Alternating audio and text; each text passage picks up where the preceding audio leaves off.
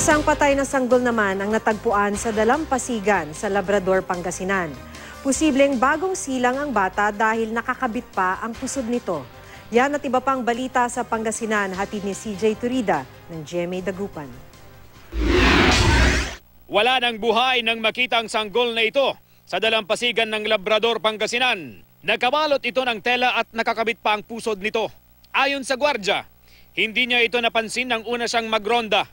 Ipinagbigay alam lang daw sa kanya ng isang binata na may bata sa dalampasigan.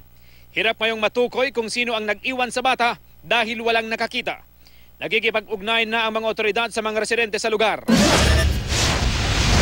Sa bayan ng Mapandan, sugatan ng isang ginang matapos tagain ng kanyang bayaw. Ang pinag-ugatan ng pananaga, hindi pagkakaunawaan sa basura. Nagwawalis daw noon ang biktimang si Elisita de Guzman at inilagay sa ilalim ng puno ng bayabas ang nawalis na basura. Pero minasama ito ng suspect na si Alberto de Guzman. Dumating yung bayaw niya. Nalasing, may dala naman ng itak. Bakit daw nilagay niya yung basura sa ilalim ng puno ng bayabas?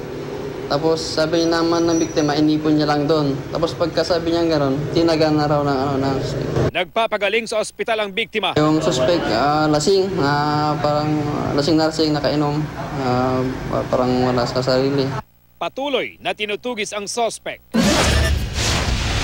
Sa Urdaneta City naman, sugat sa ulo mula sa ipinupok na kahoy na may pako ang tinamo ni Marilo Bustamante mula sa kanyang lasing na mister. Nagkikipag-inuman daw noon ang mister nang mangyari ang pananakit. Aminado naman ang mister sa nagawa. Narindi lang daw siya dahil hindi rin nito maawat ang misis sa kakainom ng alak. Iba naman ang version ni misis. Seselos po. Yun, kainuman niya. Kaya akong pinagtripan niya. Paglabag sa Violence Against Women and Children's Act ang ginawa ng mister ayon sa Women and Children Protection Desk. CJ Turida, Nagbabalita, Pilipinas.